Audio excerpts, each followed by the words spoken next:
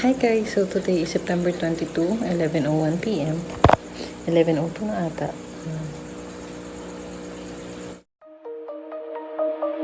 Shine bright up all night, we're never slowing down. Fall in love, drunk mistakes, we're bound to hit the ground.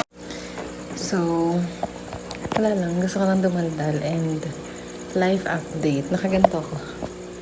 Kasi, patulog na ako dapat. Kaso, naalala ko may nakasalang akong labahin kaya pupuntahan natin. Wala lang, life update lang tayo. Hindi ko gamit yung camera ko maliit. Gamit ko tong cellphone ko kaya medyo grainy din. Well, kung gamit ko naman din yung camera, medyo dark din yun kasi wala siyang auto kineme. Yung parang sa lighting ba? Pag poor lighting, poor talaga yung lighting niya. So, baka tayo dito sa kilid, sa labas. Kunin natin ang aking labahin kasi may isasalang pa ako. And for the puyat na naman tayo today. Oh, ito pala. Teka lang, basa kasi dito eh. Baka malaglag yung cellphone ko. Ayan. Pasensya na kayo sa suot ko. Kasi wala akong bra. Yung kilikili ko, nakita niya na yung buhok. Sino ko ilalagay? Diyan.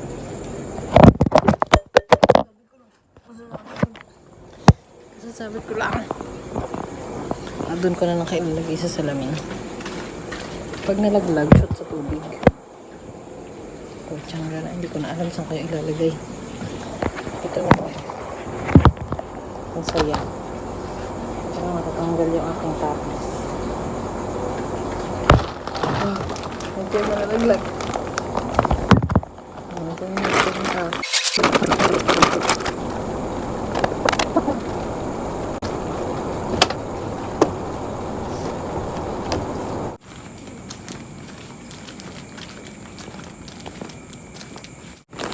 So guys, may hangal na nagpatay at nagbunot sa saksakan ng washing machine.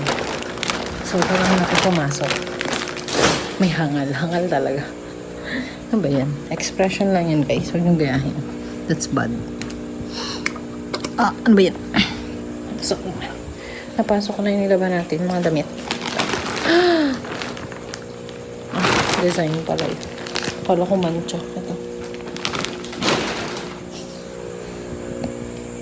Masaya ulit.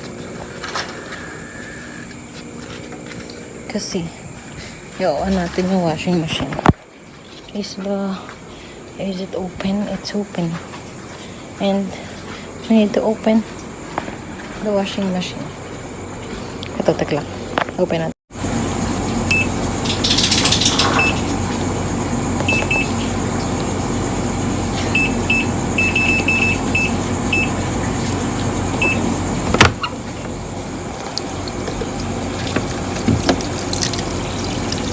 Ang gamit ng washing ay Fujidenso. Hindi to sponsored. Binili namin tong Fujidenso way back 2020, June 2020. And 4 years na siya sa amin. Still working. Sana huwag niyo muna kami sukuan. Medyo yan, may discoloration na dahil naaarawan na siya and everything kasi nandito na siya sa labas. Dati kasi sa kabilang bahay, nasa loob lang siya ng bahay. And ayan, taasan natin yung water. Ayan, antay na natin siya. 44 minutes. Ayan. So yun, antay na natin matapos yan. Tapos bukas na ako ulit magpapatuloy ng aking mga labahin. Ito may labahin pa dito. Nakalagay sa car ni baby. Hala! Yung charger ng e-bike, ang gagaling talaga nila. Ako'y lubhang natutuwa. Sapagkat sila'y magagaling. Charing. Tanggalin ko kaya yung ano ito. Hindi, huwag na lang. I change my mind tomorrow nga. Charger ng e-bike. Hindi ko na iakit yung e-bike kasi gagamitin din siguro yung bukas. Or bahalan si Batman. Pag naisip ko, ay natatanggal ang aking tapis. Wala naman ang tao dito kasi anong oras na.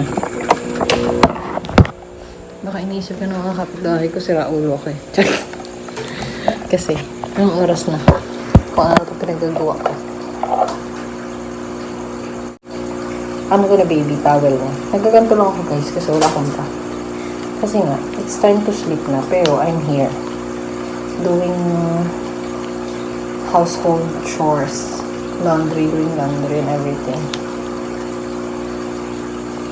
And normally, hindi talaga ako nakakatulog kapag hindi ako yung last na nag-check dito sa baba ng bahay. Ano ba na kayo ko ako? So, kailangan ko talagang bumaba para i-double check lahat ng pinto, ng antag dyan. Pinto, ano ba yun, nalalaglag, ano ba? Anya ka no? Double check ako ng pinto, ng mga nakasaksak. Yan. For our safety and everything. Hindi na ako nakakapag-upload madalas sa YouTube. Pero minsan, pag sinusumpong ng katokohan or kaburingan, nag-upload kami sa TikTok. Pero hindi yung katulad dati na halos araw-araw, ganun, di ba? Tali ko na, hindi ko alam kung pwede itali ito ng ganito, pero nagagawa ko na. Kasi, para maayos siya. Lagay natin siya dito. Ito sa imbakan ng aking mga kung anik-anik. Ayan. Ayan. Ito yung charger. Sok na. Ayan. May charger din yung kaya baby. Aray ko. Nagasgas na. Ay! Ayoko na. Ayoko na. Nagasgas na. Nabara ko dyan. Close ko. Ayan. Lock natin. Hala, bumikit na dito. Ang galing kasi na anak ko. Hala, nadikit na ang pintura. Dahil. Natatanggal na kasi, dami na kasi niyang laman eh. Sa laman.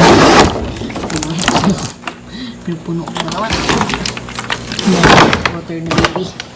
Pero yung bonus hindi water na baby. In case of emergency, kasi pag nawawalan kami ng blue jug, nalimutan namin yung water. Yarn. We're back. Bak. Open natin lahat. Ang sakit. Biglang sumakit yung ano ko. Biglang sumakit yung dito ko. Siguro, ano to? Muscle strain. Ito naman yung muscle strain. Galing nga, hindi kayo nalaglag ah. Muscle strain siguro to. Ano, taba-taba ko na. Baka ng braso ng Mercedes ko. Lagay natin sa ref ito. Ito.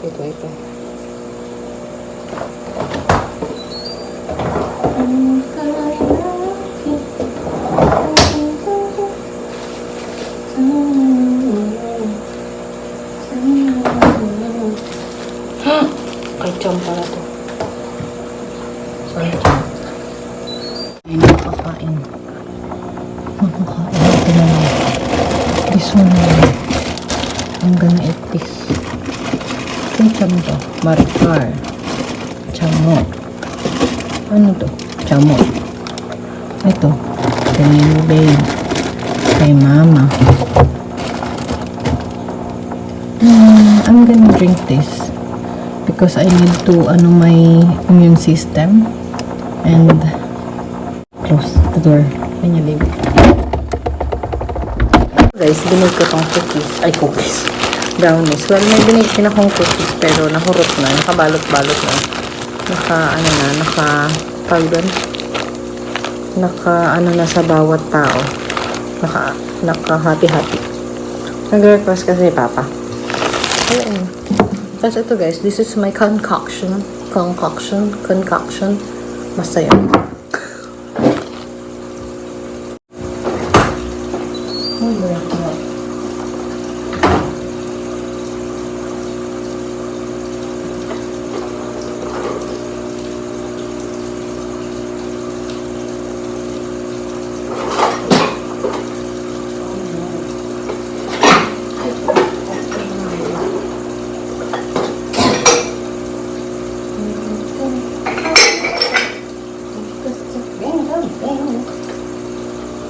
Kuha tayo ng baso. Yan, baso. Tapos, fresh milk. Ubos na yung fresh milk ko na isa. Ito na lang. Arla. Actually, yung binibili namin na Arla, yung brown. Yung basta yung brown yung box. Nalimutan ko ano yan. Kaso, mahal. namahalan kami and nagtitipid kami. Kaya ito na lang, mas mura to. Pero usually, ang binibili ko talaga para mas makamura, Selecta. Kasi naubusan namin yung Selecta. Ito na lang yung nandiyan dyan. Huwag na tayong choosy. Tama na. Ay, pre. Hindi tayo, para mag-inom-inom ng madami. Yung sakto lang.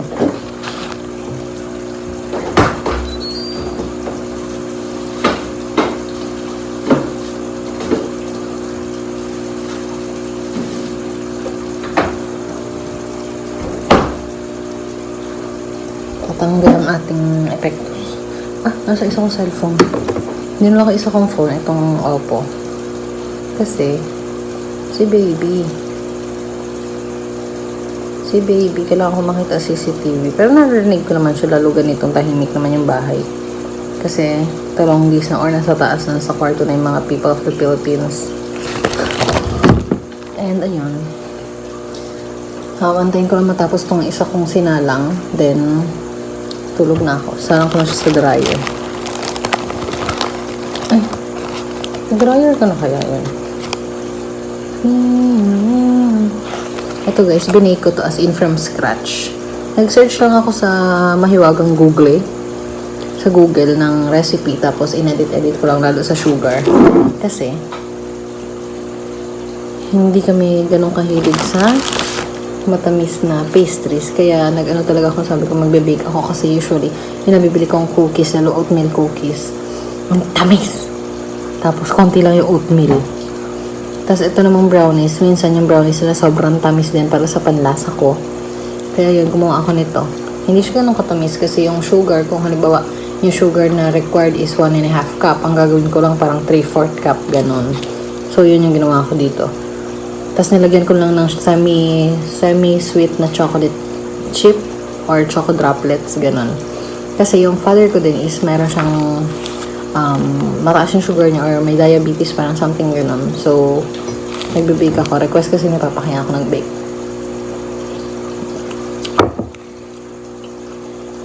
Yummy. Pero guys, na-inspired talaga akong gumawa ng brownies. Kasi, meron akong binibili sa supermarket na box ng brownies. Tapos, sobrang tamis niya. Minsan, inedit ko siya. Parang halimbawa, nilagay ko yung nakabox na yung ready na mixture or yung powder. Tapos, hinalagyan ko pa siya ng cocoa, ng flour. Pero hindi ko nagustuhan yung texture, yung consistency ng kanyang brownies, yung kanyang parang bread, ganun. Masyado siyang naging thick and paano ba? Thick. Parang na siyang, pag niref mo siya, parang na siyang pa-chocolate na siya, ganun. Ito yun, ito siya.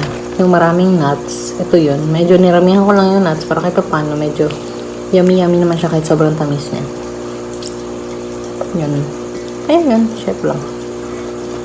Trinay ko pa rin siyang i-bake kasi gusto ko makita yung difference nitong tamis nito sa ginawa ko. Kaya yun. Okay naman na itong ginawa ko. Ang gagawin ko na lang is kung paano ma-maintain yung pagka-moist niya kasi pansinin nyo, nagkakaroon siya ng maraming crumbs kapag na-i-ref na dapat hindi. Well, ang lasa nito, sabi ng kapatid ko ba? Oo, yung kapatid ko para daw fudgy bar, ganon.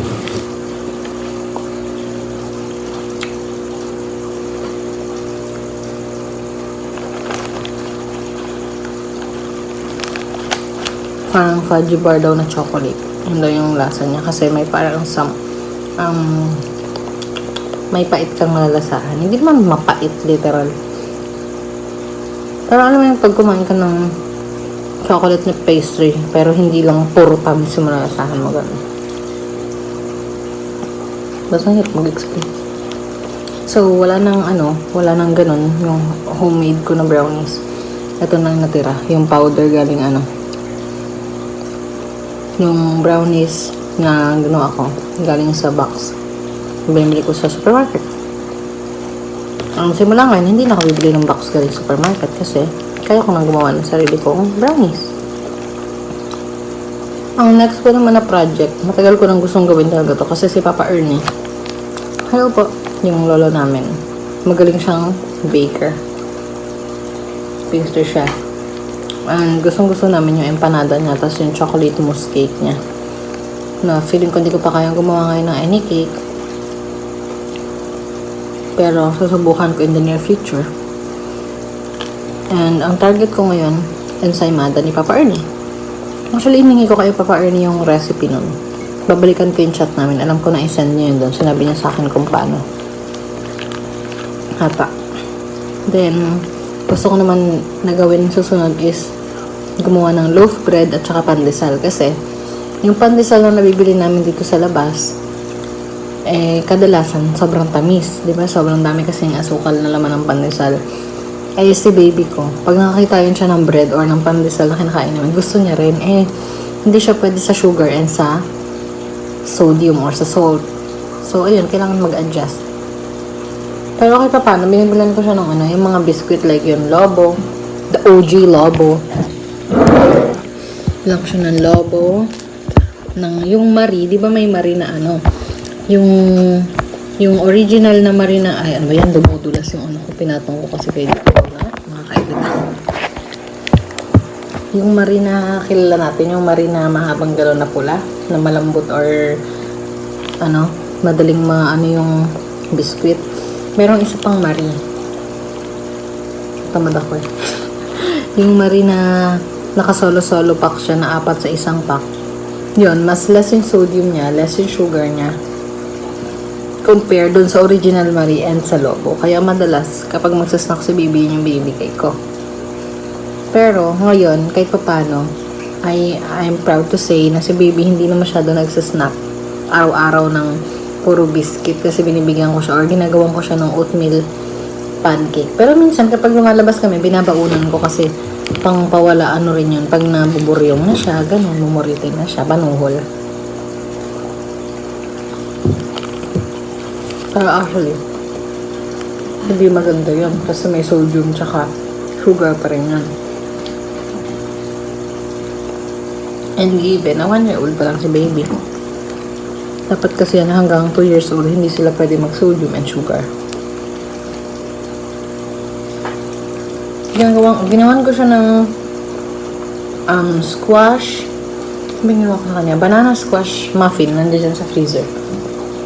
Tapos, ginawan ko rin siya ng banana oatmeal pancake. Nasa ref, isa na lang parang. Isang piraso na lang ata.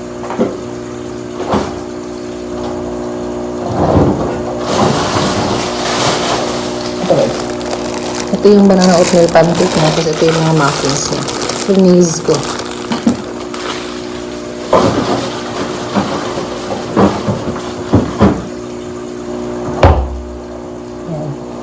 Finish ko na guys para i-system ko na lang or iinitin na lang. Ganun. Para ready na. Yung muffin medyo hindi pa ganun ni baby ka gusto kasi ayaw. Unang-una, simula nung parang tumungtong na siya ng parang 10 months and up or 1-year-old, ganun. Hindi niya gusto yung matitingkad na kulay like squash. Ayaw niya ng squash masyado. Ewan ko kung ba dahil sa texture or what. Kasi minsan yung hilaw na squash, yung babalatan ko pa lang, kinakagat naman niya. Pero once na steam ko na siya, nagiging mushy na yung texture niya. Ayaw niya. Kaya minsan itatry ko nga i-half cook ko lang yung kalabasa. Baka magustuhan niya ulit. So, yun. Tapos gustong-gusto rin ni baby ngayon yung grapes. Paborito niya. Kaya lagi kami may stock na grapes, oranges, apple. Nakain siya ng apple. Diba yung apple, hakatiin mo sa 4. Tanggalin ko lang yung balat. Tapos kakagatin niya. May matitira siyang konti, pero at least nakakain niya. Pati peras gusto niya. And, ayun si baby, nag-ano siya pala. Nitong Friday, nag-ano siya, pentavaccine. Pentavalent pa yung tawag. Basta pentavaccine, booster naman yun. Usually, lalagnatin siya sa ganun. Pero nitong sininap lang siya pero hindi ko na pinatake ng paracetamol kasi sabi naman ni Doc, maski before, pag tumungtong lang ng 38 degrees Celsius yung temperature niya, dun lang magpapatake ng paracetamol. And hindi naman lumala yung init niya, nawawala-wala din. Tas yun, ngayon okay na siya, nakatulog na si baby. Speaking of baby, yung CCTV, kaya ako binubuksan. Ang hirap talaga pag meron kang yung short attention span. Yung tipong may gagawin ka, tapos biglang dadaldal ka, mawala na sa isip mo yung gagawin man, everything. Yun sila. They're sleeping. So, end na natin muna yung video dito kasi wala na akong masabi. Manood ako YouTube. Ubusin ko lang pala to. Sama ko siguro kayo dun sa pag ko ng dryer.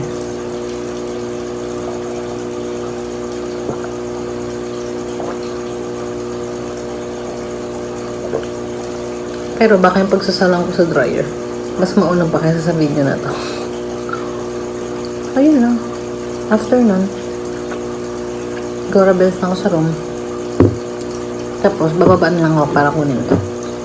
Ayun, isalang ulit sa dryer kasi yung panahon na yun, medyo hindi maganda kasi parang may LPA or low pressure. Low pressure area. Basta ganun. Tara na guys.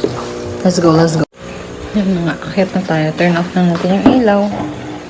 Lagyan natin sarap ng brownies kasi baka lang gamin. Lalo sa panahon ngayon, maulan, mabilisan lang daw. Sara natin ang plato na. Kahit lang magsilbi ang pagsasara kasi may butas din yung ilalim. Sara natin ang pinto. Ang ilaw. Ang ilaw.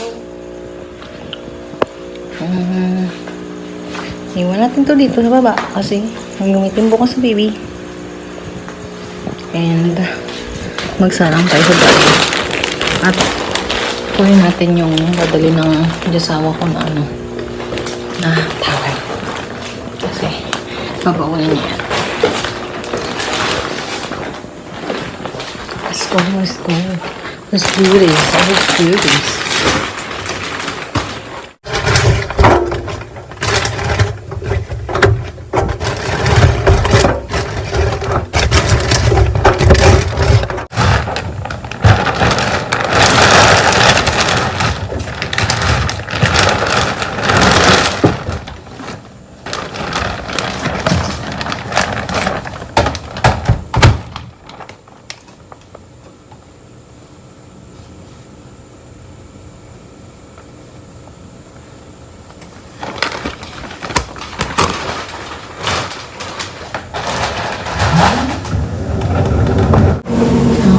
Ng towel. Pasok na tayo sa kwarto.